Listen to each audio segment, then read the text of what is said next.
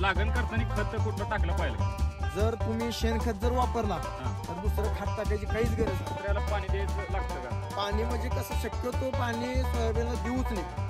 जर पाऊस का समजा 1 महिन्याचा सव्वा महिना 1.5 महिन्याचा खंड पडला तर जर गरज असेल तर नाहीतर पाणी शक्यतो द्यायचं. जमिनीत काय पाहिजे तर जमिनीला काय पाहिजे ते समजतं. आपल्या पोटाला काय पाहिजे आपण तेच घालतो. जर जमिनीला जे पाहिजे नाही ते दिलं तर ते उत्पन्न कसं वाढणार आहे?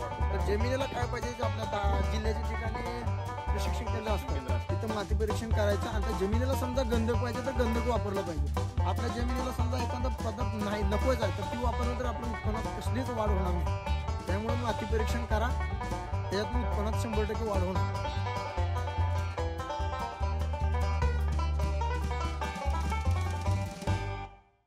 मित्रांनो, आपण धाराशिव जिल्ह्यात तर आज आपण कसं या गावात आलेलो आहोत. तर आज आपण सोयाबीन शेती कशी केली पाहिजे हे आजच्या व्हिडिओमध्ये तुम्हाला सांगणार आहे. तर सोयाबीन शेतीची लागवड किती बाय कितीवर असलं पाहिजे, आपल्याला जास्तीत जास्त उत्पन्न काढण्यासाठी आपण कोणकोणते खताचं व्यवस्थापन केलं पाहिजे हे आजच्या व्हिडिओ तुम्हाला सांगणार आहे. सर्वप्रथम माझ्या चॅनल जर नवीन असेल तर सबस्क्राईब करायला विसरू नका आणि बेल आयकॉन दाबायला विसरू नका. तर चला सुरू करूया आपला ब्लॉग. आज आपल्यावर सुजित जाधव आहेत. नमस्कार. नमस्कार. आता सुरुवातीला सोयाबीन लावायच्या आधीवर काय काय केलं पाहिजे? सुरुवातीला प्रथम सोयाबीन आपल्याला शेती जर करायची असेल तर सोयाबीन पेरण्यावेळी पेरते वेळेस आपलं उन्हाळ्यात मे महिन्यात साधारण मे महिन्यात सोयाबीन बी 100 घ्यायचे. बर. आणि त्याची बीज प्रक्रिया करायची. 100 बी टाकायचं आपलं पोत्यात, कलतानी पोतं सुतळी पोतं घेऊन त्याच्यात टाकायचं किंवा थोडीशी माती घ्यायची त्याच्यात टाकायचं. आणि 100 बी मधील कमीत कमी 80 जर बी उगवलं तर ते आपलं पेरण्यायोग्य आहे समजलं जातं. जर समजा 60% किंवा 50% उगवलं तर ते पेरण्यायोग्य नाही. जरी 70%च्या वरी जर उगवलं तर पेरण्यायोग्य आहे.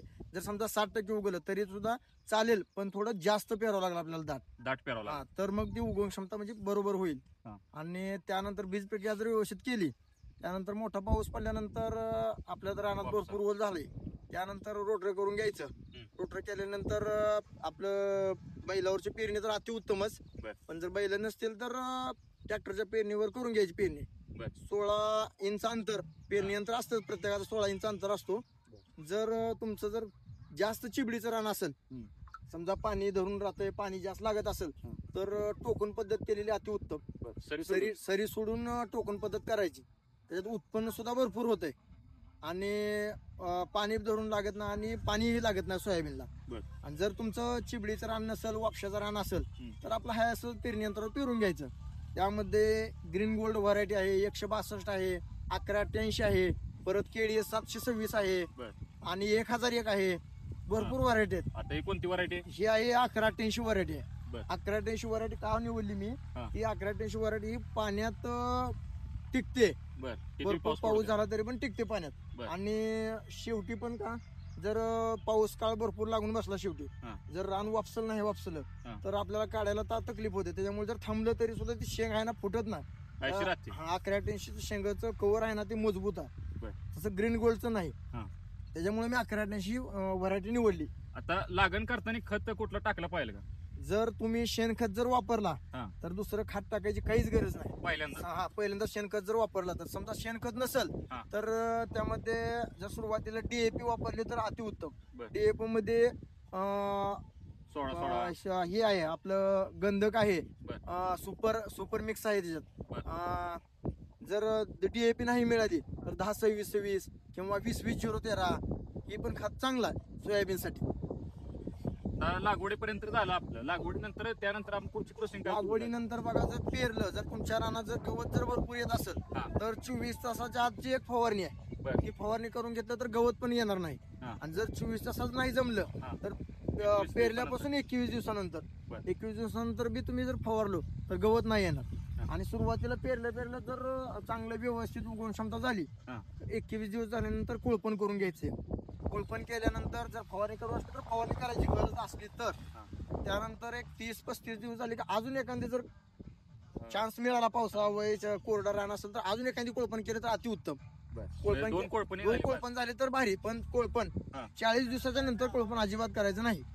40 दिवसाच्या नंतर जर कोळपण केलं आपण, खाली मुळ्याच्या ठिकाणी बारीक अंडी तयार झाली असते, ते सगळे अंडी ही होतात आणि आपल्या उत्पन्नाला घट होते. मुळ्या उघड्या पडते. आपल्याला कोळपण समजा 2-3 करा, पण 40 दिवसाच्या आत करा. 40 दिवसाच्या नंतर अजिबात कोळपण करायचं नाही. लागवड कोणत्या दिवसात केली पाहिजे? लागवड आपला पाऊस पडण्यावर हा. आहे. जर जूनच्या सुरुवातीच्या आठवड्यात पाऊस जर पडला हा. तर ह्या भागात जूनच्या सुरुवातीला जर पेरणी झाली तर उत्पन्न चांगलं वाढतं. बर. कारण जे पूक लागतात हा. 15-15 दिवसात 2 पूक असतात. बर. त्या पुकामध्ये जर पाऊस भरपूर लागून राहतो, हा. जर तोपर्यंत जर महिनाभर जर झाला आपलं पीक तर मजबूत होतंय. बर. त्या पाण्याला क्षमता म्हणजे भक्कम काहीच होतंय. होत नाही, भक्कम होतं, मजबूत होते. हा. जर जूनच्या पहिल्या आठवड्यात पेरणी झाली तर लय भारी. हा. जर पाऊसच नाही पडला तर थोडं लांबणीवर जाईल. पाऊस पडला भरपूर, 1 दीड वीत जर वल झाली हा. तर पेरायचं, नाहीतर पेरायचं नाही. वापसा बघून पेरलं पाहिजे. वापसा बघून पेरायचं. आणि ते किती दिवसानंतर निघतंय ते? ते बघा आता पेरल्यानंतर एक साधारण दीड महिना झालं का फुलं लागतात. बर. फुलं लागल्यानंतर एखादी फवारणी करायची. गळून म्हणजे नये फुल गळू नये किंवा फुल स्ट्रॉंग राहो, कीड आळी वगैरे येऊ नये म्हणून एखादी फवारणी करायची. फवारणी केल्यानंतर फुलाचं शेंगात रूपांतर होतंय. बर. शेंगा लागल्यानंतर शेंगा जो पण चोपट असतात त्या हा. टायमाला थोडी कीड लागते. बर. त्या टायमाला एक फवारणी करून घ्यायची. कोराजनची फवारणी करून घ्यायची म्हणजे काहीच होणार नाही. बुरशीनाशक वगैरे काही कोराजन एकदा फवारलं ना, हा. थोडंसं महाग आहे औषध पण पण चांगला चांगलं आहे, लाभ चांगला आहे रिझल्ट त्याचा. चांगला आहे कोराजनचा. हा. फवारणी केल्यानंतर शेंगा मजबूत होतात. शेंगा जर समजा साधारण आता 11-80 व्हरायटी 120 दिवसाची आहे. बर. ही 80 ते 90 दिवसात शेंगा चांगल्या मजबूत म्हणजे भरपूर दाणे भक्कम भरून होते. जातात. हा. 115 ते 100 दिवसामध्ये निघून जाते व्हरायटी. बर. समजा शेवटी पाणी बी जर भरपूर झालं हा. तर याचं शेंगाचं कव्हर आहे ना हे मजबूत आहे. हा. त्यामुळे ही शेंगा फुटत नाही, काय होत नाही. थोडा लेट पण झाला तर काय हरकत नाही. हा. आणि उत्पन्न हे जर टोकन पद्धत केली तर कमीत कमी 12 ते 13 क्विंटल आरामशीर पडतंय. जर असं हाय असं ते माझं जास्त चिबडीचं रान नाही, हा. त्याच्यामुळे मी असं पेरलंय. जर असं पेरलं तर 10 क्विंटल उत्पन्न निघतंय जर एकरी. व्यवस्थित निगा केली तर त्याची. बर. आता तुमचं किती एकराचा प्लॉट आहे एकूण? माझाही 1 एकरचा प्लॉट आहे आणि दुसरीकडे आहे ते 3 एकरचा प्लॉट आहे, पण इथे 1 एकरचा प्लॉट आहे. आणि दुसरी व्हरायटी ज्यांचं रान समजा चिबडीचं नाही, वापशाचं रान आहे, तर त्यांना ग्रीन गोल्ड 335 औरंगाबाद सीड्सचं, संभाजीनगर सीड्सचं ही बी अतिउत्तम आहे. ते वापशाच्या रानात बारकं छोटंसं बसतं आणि त्याचं उत्पन्न सुद्धा वाढ आहे. हा. पण ती शेवटी एवढंच की त्याला शेवटी काढण्याची गडबड केली पाहिजे. कारण ते उन्हात त्याची क्षमता तडकते, हा. शेंग फुटते. हम्म. उन्हात ते टिकत नाही. 1183 162 जशी टिकते तशी ते तसे टिकत ग्रीन गोल्ड ही टिकत नाही. मग त्याला लवकर काढायची लवकर गरज. काढण्याची गरज आहे त्याला ग्रीन गोल्ड. आता- आणि त्याला पाण्याच्या रानात अजिबात जमत नाही ग्रीन गोल्ड. आता पेरल्यानंतर याला पाणी द्यायचं लागतं का? पाणी म्हणजे कसं शक्यतो पाणी सोयाबीनला देऊच नाही. हा. जर पाऊस काळ समजा 1 महिन्याचा, सव्वा महिना, 1.5 महिन्याचा खंड पडला तर जर गरज असेल तर, नाहीतर पाणी शक्यतो द्यायचंच नाही. पाणी जर दिलं ना तर ते काय होतंय, असं झाड बनतंय. झाड वाढतं नुसतं, हा. उत्पन्नात घट होते. शक्यतो पाणी द्यायचंच नाही. लयच गरज पडली तर नाही द्यायचं, पडलं तर. हा, नसतर द्यायचंच नाही. पाणी अजिबात द्यायचं. आणि पेरल्यानंतर परत कुठला खत टाकला पाहिजे? पेरल्यानंतर काय नाही, युरिया जर समजा पाण्याचं रान असेल नॉर्मली युरिया पण वापरला तर चालतं. पिवळे पाणी पडलं. हा, पिवळं पाणी वगैरे पडायला जर चिबळीचं रान असेल तर बघा, जर पाऊस काळ असेल तर टाकायचा युरिया, नसतर युरिया टाकायचा नाही. ते पण थोडासा टाकायचा. आपल्या रानाला बघून किती 1.5-2 एकर मध्ये एखादी पिशवी बॅग टाकायची. हा. जास्त बी टाकलं नाही पाहिजे. जास्त पण नाही टाकायचं. फवारणी टाइम टू टाइम केली ना हा. बरोबर उत्पन्नात वाढ होतो. आणि फवारणी केलीच पाहिजे. फवारणी किती दिवसाच्या अंतरावर केली पाहिजे? फवारणी साधारण कोळपण झालं नाही, हा. 21व्या दिवशी जर फवारली तर अतिउत्तम. कारण 21व्या दिवशी काय असतं, ही झाड आहे ना, हा. त्या झाडाच्या वरती एक माशी तयार असते, माशी असते. बर. 21व्या दिवशी माशी येत असते. हा. ह्या वरच्या 21व्या दिवशी जर तुम्ही फवारलं तर ती वरीच माशी मरून जाते. बर. नाहीतर ती काय करते, माशी त्या खोडाच्या आतमध्ये जाते. बर. आता आतमधून सगळं पोकळ खोडाळी करीत जाते खाली. खोडाळी म्हणतात त्याला. हा. खोडाळी ती बारीक बारीक अंडे देते, त्याच्यातून भरपूर आळ्या तयार होतात. होऊन जाते पुढे. आणि आत उगाच झाड आपल्याला हिरवं दिसतं, हा, हा. त्याच्यामध्ये आजचं कसं कसं आत पोकळ जाळी केलेली होते. त्यामुळे आपल्याला झाड तर हिरवं दिसतंय, चांगलं वाटतं, पण त्याच्यात उत्पन्नात घट होते. बर. म्हणून शेंगा पाक पाहत होतो. 21 ते 30 दिवसाच्या आतमध्ये एखादी फवारणी करून घ्यायची. आणि ह्याला रोग कोणते येतात त्यात? रोग ह्याला बघा, पाणी लागल्यानंतर समजा पिवळं पडतंय. हा. पिवळं पडणं म्हणजे काय, की आपल्या शेतामध्ये गंधकचं प्रमाण कमी आहे. कमी झालेलं. आणि शेतकरी काय करले आजकाल, की आपल्या जमिनीला जी पाहिजे हा. ते दिन आहेत. हम्म. आपण माती परीक्षण करणं अतिउत्तम चांगलं. माती परीक्षण केल्यानंतर आपल्याला जमिनीत काय काय पाहिजे, पाहिजे ते तर कळतं. जमिनीला काय पाहिजे ते समजतं. आपल्या पोटाला काय पाहिजे आपण तेच घालतो. हम्म. जर जमिनीला जे पाहिजे नाही ते दिलं तर ते उत्पन्न कसं वाढणार आहे. वाढणार. तर जमिनीला काय पाहिजे, जे आपल्या जिल्ह्याच्या ठिकाणी प्रशिक्षण केंद्र असतं असतं. तिथं माती परीक्षण करायचं आणि त्या जमिनीला समजा गंधक पाहिजे तर गंधक वापरलं पाहिजे. आपल्या जमिनीला समजा एखादा पदार्थ नाही नकोच आहे तर ती वापरलं तर आपल्या उत्पन्नात कसलीच वाढ होणार नाही. त्यामुळे माती परीक्षण करा, त्याच्यातून उत्पन्नात 100% वाढ होणार. भरपूर आहे, एकदम भरपूर शेंगा लागलेत. चिबडीचं रान आहे त्याच्यामुळे मी 11-8 वराडी पेरली. एकदम भरपूर शेंगा आहेत. इथे ग्रीन गोल्ड पेरतो मी, पण जरा पाणी लागायला रानाला म्हणून मी 11-8 पेरतो. भरपूर शेंगा लागली. भरपूर शेंगा लागलेत, फक्त जरा जास्त पाणी पाऊस काळ असल्यामुळे थोडी उंची वाढली नाही. आणि 162 वरायटी आहे ना, एक कमराला येत आहे. म्हणजे एकदम वर एकदम वरती येतं. हार्वेस्टिंगला चांगला आहे. 11-8 पण हार्वेस्टिंगला चांगला आहे. ग्रीन गोल्ड आहे ती हार्वेस्टिंग करता येणार नाही. ग्रीन गोल्डला बुडातून शेंग असते. आणि 11-83 म्हणा किंवा KDS 726 म्हणा किंवा 162 म्हणा, याला एक टूचभर अंतर सोडून शेंग असते. हार्वेस्टिंग करायला आपल्याला जर पाऊस काळ कमी असेल शेवटी तर आपल्याला हार्वेस्टिंग करायला चांगला आहे. आणि ग्रीन गोल्ड मात्र हार्वेस्टिंग करता येणार नाही.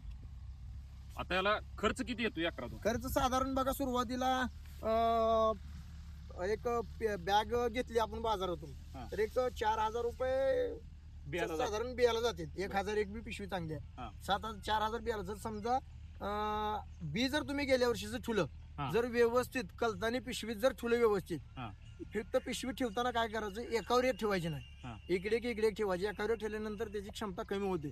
जर तुम्ही बीज व्यवस्थित चाळणी करून व्यवस्थित जर ठुलं निवडून करून जर उन्हाळ्यात टाकून बघितलं तर चांगली उगवण क्षमता असेल तर बाजारातून आपल्याला 4,000 पिशवी घ्यायची गरज नाही. गेल्या वर्षीचं बी सुद्धा चांगला 2 वर्षाचं बी आरामशीर चालतं. नवीन दरच वर्षी नवीन पिशवी आणायची काहीच गरज नाही. उत्पन्न सुद्धा ते काही घट होत नाही, काय होत नाही. फक्त बीज व्यवस्थित म्हणजे सोयाबीन व्यवस्थित होणं गरजेचं आहे. सोयाबीनची जर तुम्ही नीट नाही निघा राहिली तर मग उत्पन्न बी कमी होणार आहे. समजा आता साधारण तुम्हाला खर्च सांगतो मी. बाजारातून मार्केटमधून बॅग आणली समजा 4,000 रुपये, 4,000ची बॅग आणली आणि एक पिशवी खत, एक 1,500 खत, 4 आणि 1.5 5,500, 5,500. आणि एक पेरणीचं 1,000 रुपये एकरी पेरणी, 6,500 झाली. 6,500 नंतर एक समजा त्याची मशागत ही म्हणा समजा 10,000 सुरुवातीला चालू पेरणीच्या टायमापर्यंत 10,000 रुपये खर्च येतो. त्यानंतर एक औषध एक 3-3,500 हजाराची औषधं. आणि त्यानंतर लेबर वगैरे काय काढणी, समजा कोळपणी त्याच्यात म्हणलं तरी साधारण ती एक 10 ही एक 10 असं 20,000 झाले. आणि काढणीच्या टायमाला एक लेबर 5,000 पिशवी, कोण 6 घेतं, कोण 4.5 घेतं. आपल्या रानावर बघून चिकूल आहे का, वापसा आहे का हे बघून साधारण 25,000 एकरी खर्च येतो त्याच्यातून. जर आणि एक 20 ते 25 पिशव सोयाबीन जर चांगलं आपण केलं, अगदी उत्तम 20 ते 25 पिशव सोयाबीन निघतं त्याच्यामध्ये, हेक्टर मध्ये निघतं. जर टोकन पद्धत केली तर 30 पिशव्या सुद्धा सोयाबीन निघतं. टोकन पद्धत चांगली, टोकन पद्धत एक नंबर. थोडा खर्च जास्त होतो पण टोकन पद्धत चांगली. आता टोकन पण झालं, टोकन त्याला पाणी द्यावं लागतं. टोकन सेम असतं, वेगळं असतं. टोकन पद्धतीला पाणी द्यायची गरज नाही, काय नाही. फक्त टोकन पद्धतीचा फायदा काय की कितीही पण पाऊस झाला तरी पाण्याचा निचरा होऊन जातो आणि पाणीच लागत नाही, कोणत्याच बियाला पाणी लागत नाही. एवढंच टोकन पद्धतीचा फायदा. आणि त्याला अंतर भरपूर ठेवला ना, झाड पण फुलतं, शेंगा भरपूर, माल भरपूर लागतं. आणि दाट पेरायचं नाही. एकरी सोयाबीन जास्तीत जास्त 22 किलोच्या वरती पेरायचं नाही. तुम्ही 25 किलो 30 किलो पेरलं तर त्याला उत्पन्नात घट होणार. जवळ अंतर झालं तर त्याला खूप झाड जाणार. आता ही बघा माझं किती पाडक दिसतंय, पण पाडकच आहे पण शेंगा भरपूर लागलेले. जर अंतर असलं तर भरपूर वाढ शेंगा भरपूर लागतात. जर तुम्ही 25 किलो 18 ते 22 किलो टाकायची एकरी, भरपूर उत्पन्न निघतं. एकरातून आता किती क्विंटल माल निघतं? साधारण एकर मध्ये दरवर्षी चांगलं 12 क्विंटल निघतं. पण यावर जरा जास्त पाऊस काळ झाला त्यामुळे 10 क्विंटल 9 क्विंटल आरामशीर निघतो. 2-3 क्विंटल कमी झालं, 2-3 क्विंटल कमी पाऊस काळ जास्त झाला. आणि याची मार्केटिंग कसं करता तुम्ही? मार्केटिंग आपलं तुळजापूर तालुक्याच्या ठिकाणी कृषी उत्पन्न बाजार समिती असते, तिथे नेऊन द्यायचं. 4,000 चालू, सध्याला 4,500 भाव चालू आहे. हायेस्ट किती पत्र भाव जातो याचा? हायेस्ट जरा 6,000 पर्यंत जाईल. अंदाजा शेतकऱ्याचा 6,000 पर्यंत जाईल. पण 5,000च्या पुढे जर गेलं तर शेतकऱ्याला परवडतं. जर 5,000च्या आत असेल तर परवडत नाही. सोयाबीन परवडत नाही. एकरातून म्हणजे किती हे निघते, पैसे किती होते प्रॉफिट? एकरातून बघा की आता 5-12 क्विंटल म्हणलं तर 60-70 मिनिमम 70,000 रुपयाचं रेंज आहे. एकरातून निघते 70,000 रुपये. ती बी 3 ते 4 महिने, 3 महिनेच. ती म्हणजे साधारण 1-3.5 महिने. 3.5 महिन्यात निघून जाते पीक. कुठली व्हरायटी कशी 120ची आहे, कुठली 100 दिवसाची आहे. आता ग्रीन गोल्ड आहे ते 90 दिवसात निघून जाते. ग्रीन गोल्ड बरोबर 80 ते 90 दिवसात निघून जाते. आणि दुसरी आणि 1183 आहे ना, ग्रीन गोल्ड आहे ना, ग्रीन गोल्डचा पाला वगैरे सगळं 80 दिवसापासून झाडाला सुरू होतो. आणि KDS 726 आहे ना, त्याचा पाला थोडा गळती लवकर होत नाही. KDS 726 पण चांगली आहे, पण त्याचं जरा शेवटी का शेंग फुटायला बघते, त्यामुळे नुकसान होतं शेतकऱ्याचं. शेवटी कसं असतं, मजूर भेटत नाहीत टायमाला, मजूर नाही भेटल्यामुळं शेंग फुटते, शेंगा पडते. त्यामुळे 1183 आणि 162 ही व्हरायटी पेरायची. शेवटी समजा नाही बी जर मजूर भेटले तरी 8-10 दिवस थोडे इकडे तिकडे झाले तरी बी टिकतंय ते. त्यामुळे 1183 आणि 162 आमच्याकडे तर हीच व्हरायटी जास्त चालते, कारण पावसाळ्यात जास्त. शेतकऱ्याला तुम्ही काय सल्ला द्याल, म्हणजे चांगलं उत्पन्न देण्यात ठरू शकतं का हे पीक? चांगलं उत्पन्न ही पीक आहे ते चांगलं उत्पन्न देतं, पण त्यासाठी व्यवस्थित टाइम टेबल नुसार जर शेती केली तर याच्यातून उत्पन्न 100% मिळणार. जर जमलंच तर टोकन पद्धतच करावी. टोकन पद्धत जर आज टोकन पद्धत आपल्याला करता आली नाही तर असं जर तुम्ही पेरलं तर कमीत कमी 18 ते 22 किलोच बी पेरायचं. त्याच्याकडे जास्त बी पेरायचं, पण शेवटी 18 ते 22 किलो बी पेरणार आहेत ना तुम्ही, तर पहिले सुरुवाती प्रथम बीज प्रक्रिया करायची. नंतरच बीज प्रक्रिया एकदम महत्वाची आहे. बीज प्रक्रिया जर नाही केली, जर समजा नाही उगवलं तर ती डबल खर्च तेवढाच वाढतो. त्यामुळे बीज प्रक्रिया करायची म्हणजे करायचीच. आपण करायची, दुसऱ्या शेजाऱ्याला सांगायची, सगळ्याला सांगायची, पण बीज प्रक्रिया करायची. बीज प्रक्रिया करायची आणि सुरुवातीला एखादं काय औषध भेटते मार्केटमध्ये, औषध लावलं तरी पण चालतंय.